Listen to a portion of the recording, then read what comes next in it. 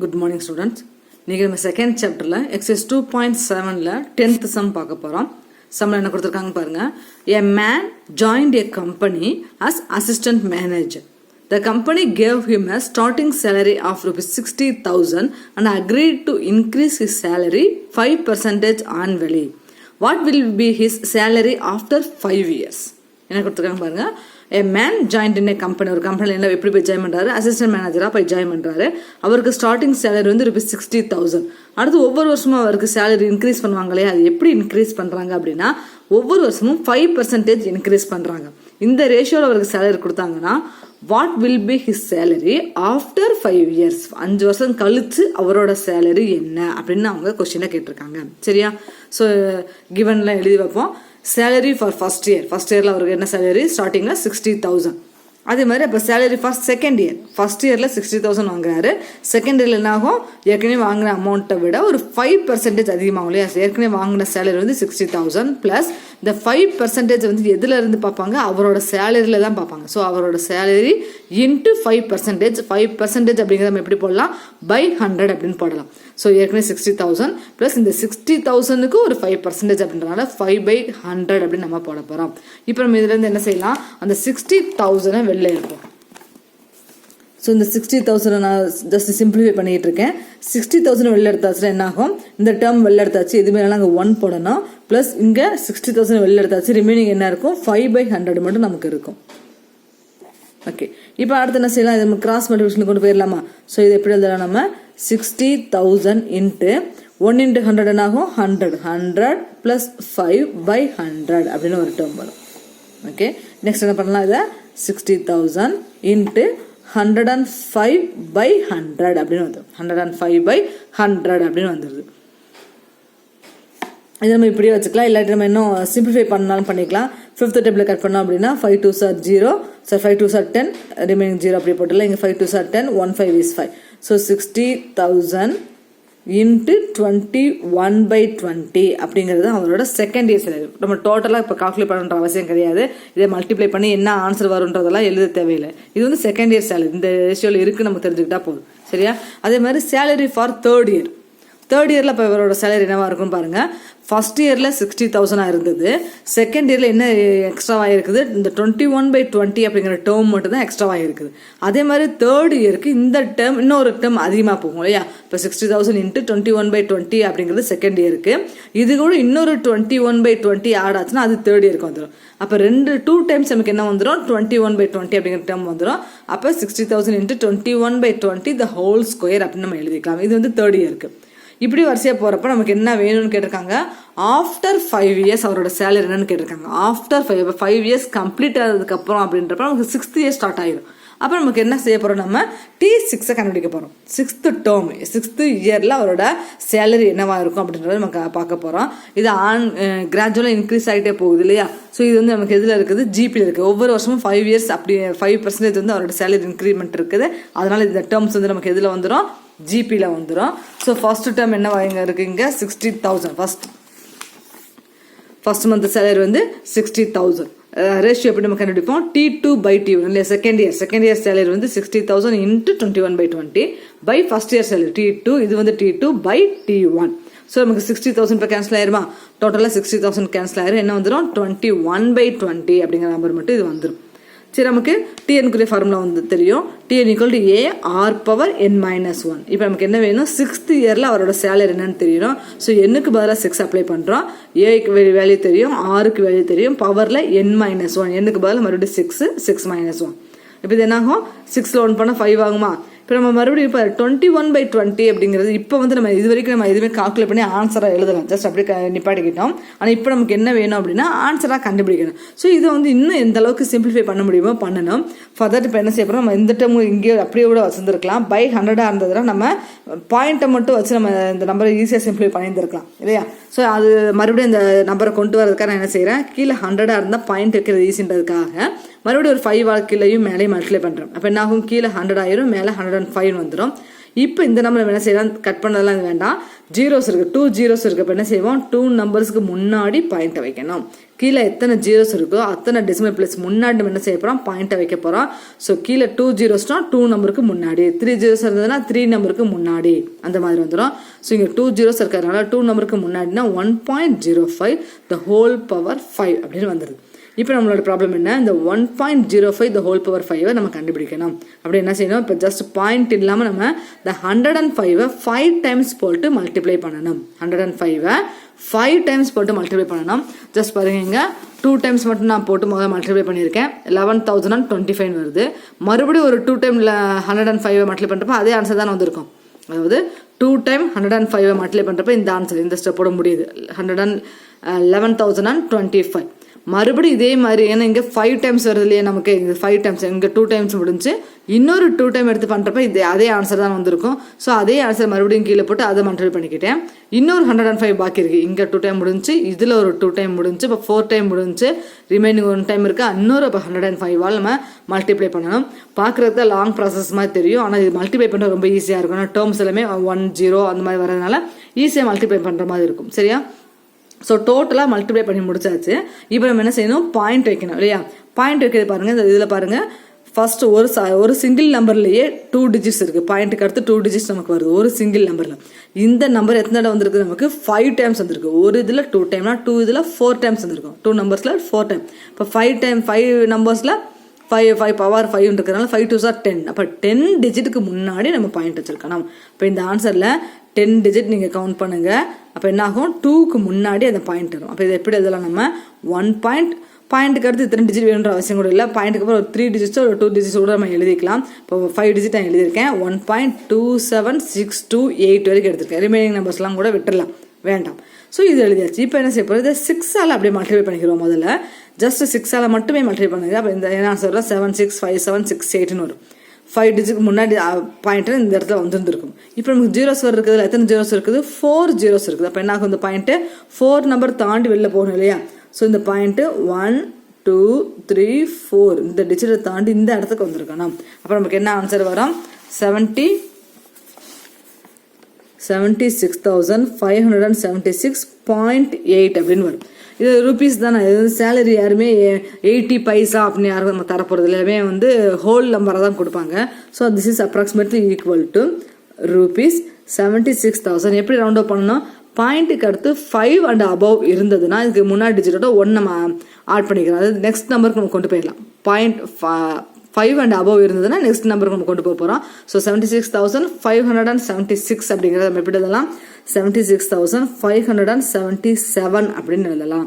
So his salary after 5 years, his salary after 5 years is rupees 76,577 அப்படின்னு எடுத்து எழுதணும். That's it.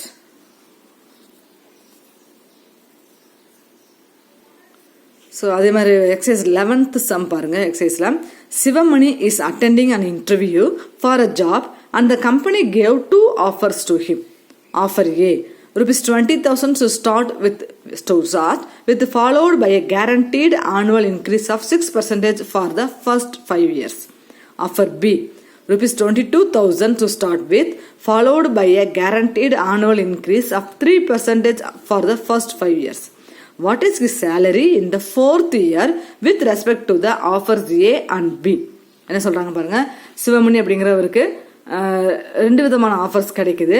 Offer ஏ என்ன சொல்றாங்கன்னா, ஸ்டார்டிங் சேலரி 20,000 ஆகும், இன்க்ரிமெண்ட் ஆனுவல் இன்க்ரிமெண்ட் வந்து 6% ஆகும் இருக்குன்றாங்க. ஆஃபர் பியில் ஸ்டார்டிங் சேலரி 22,000 ஆகும், ஆனுவல் இன்க்ரிமெண்ட் 3% ஆகும் இருக்குன்றிருக்காங்க. ஸோ இங்கே அமௌண்ட் வந்து ஆஃபர் பியில் அதிகமாக இருக்குது, இன்க்ரிமெண்ட் பார்த்தீங்கன்னா ஆஃபர் ஏல அதிகமாக இருக்குது. ஸோ ஏதோ அவங்க என்ன கேட்டிருக்காங்க நம்மகிட்ட, 4th இயரில் 2 ஆஃபர்லையுமே அவரோட சேலரி என்னவா இருக்கும் அப்படின்னு கேட்டிருக்காங்க. ஸோ ஆஃபர் ஏல என்னன்றதை நம்ம எழுதி வைப்போம். ஃபர்ஸ்ட் இயரில் அவரோட சேலரி இன் ஃபர்ஸ்ட் இயர் என்ன, ஏ வந்து 20,000. செகண்ட் இயரில் என்ன ஆகும், 20,000 6% இன்க்ரிமெண்ட் அவங்க சொல்லியிருந்தாங்க.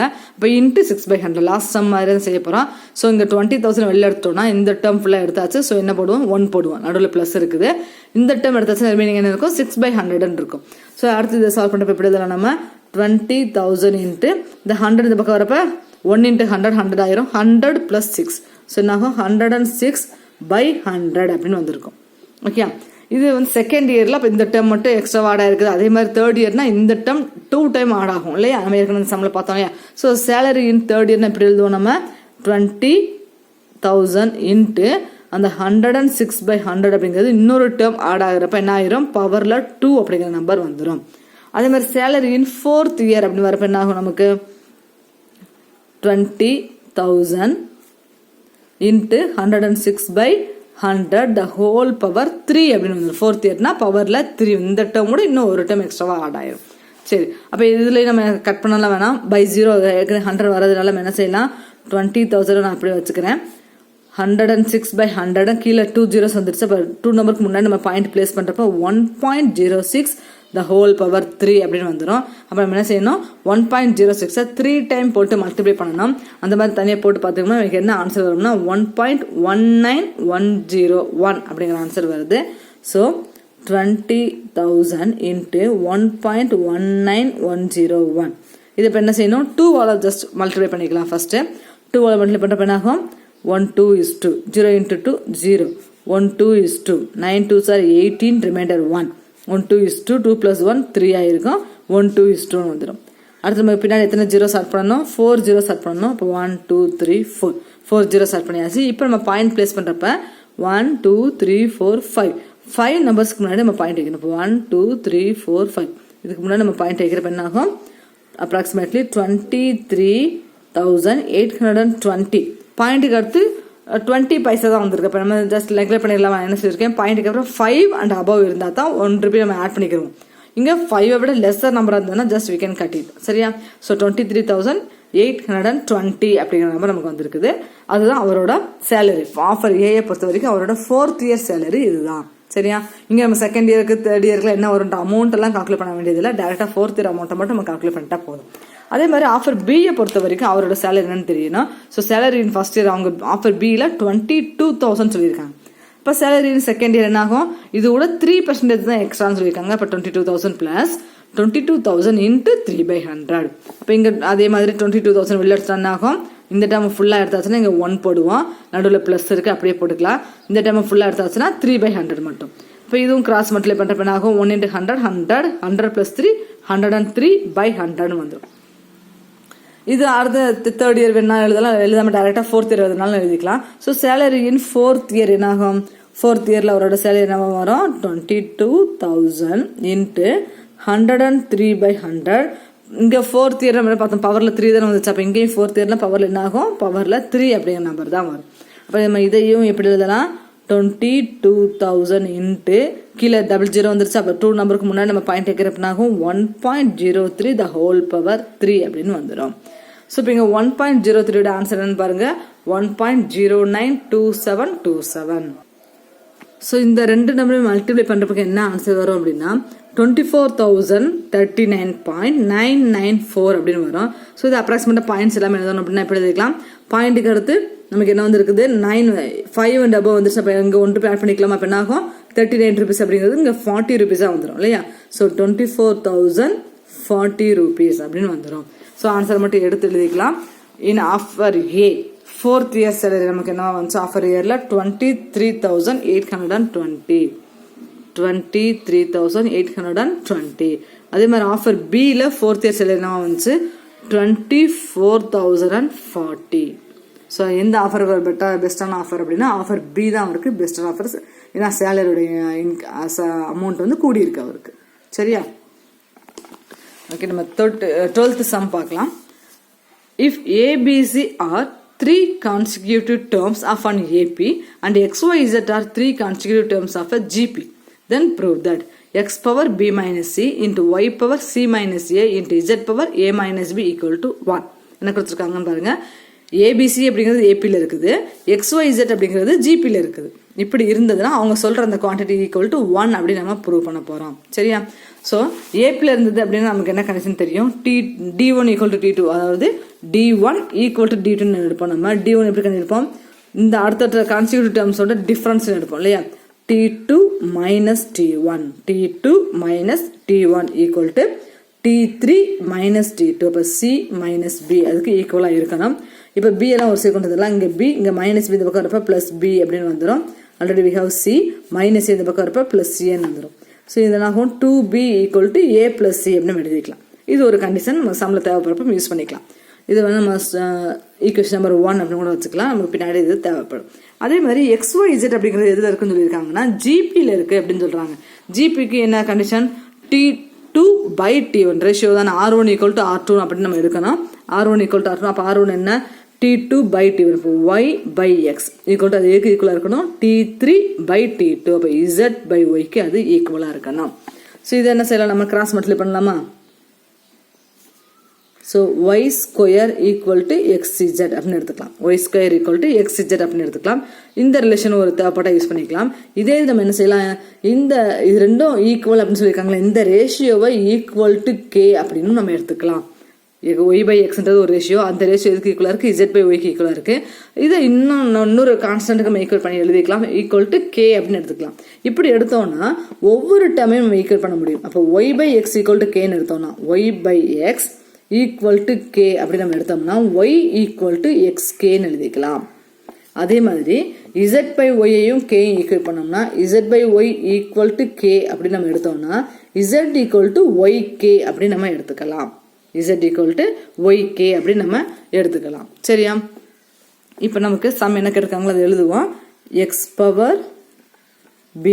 - c × y⁻c - a into z⁻a - b. இது LHS. இதை மட்டும் எடுப்போம். இதோட வேல்யூ 1 அப்படின்னு நம்ம ப்ரூவ் பண்ண போகிறோம்.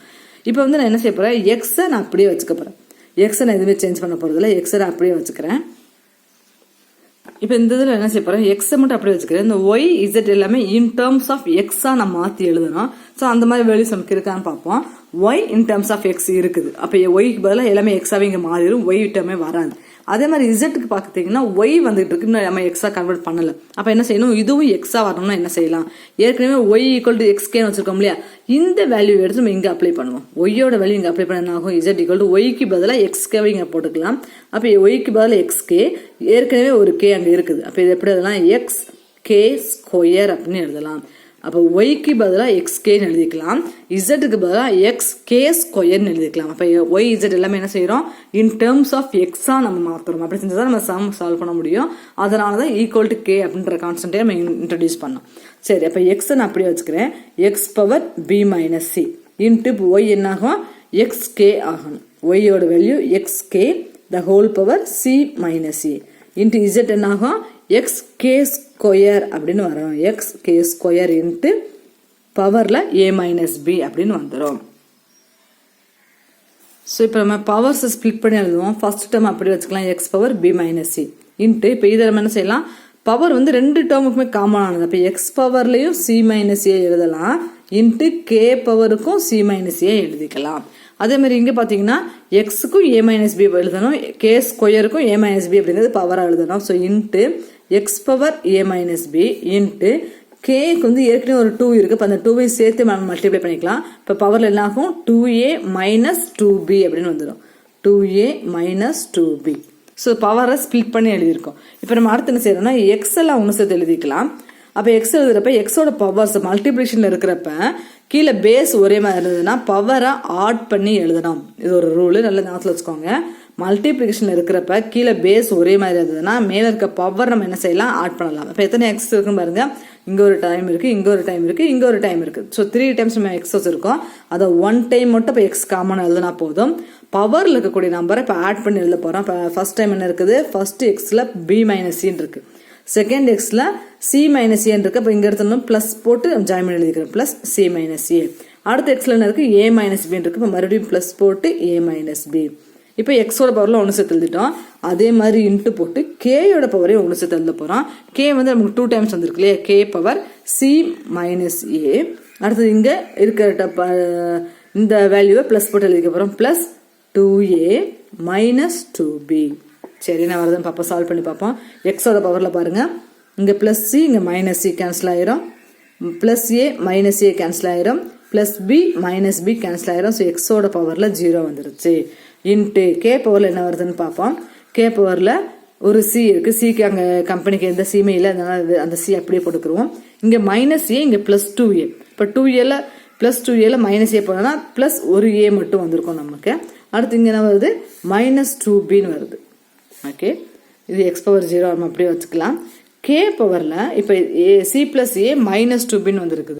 நம்ம ஏற்கனவே ஒரு ஈக்குவேஷன் ஒரு கண்டிஷன் நம்பர் போட்டு வச்சிருக்கோம். நம்பர் 1 என்னது, ஏ பிளஸ் சிக்கு பதிலாக 2b அப்ளை பண்ணிக்கலாம் இல்லையா. அப்போ 2b equal to a plus சின்றது. அப்போ என்ன செய்யலாம், ஏ பிளஸ் சிக்கு பதிலாக 2b போடலாம்.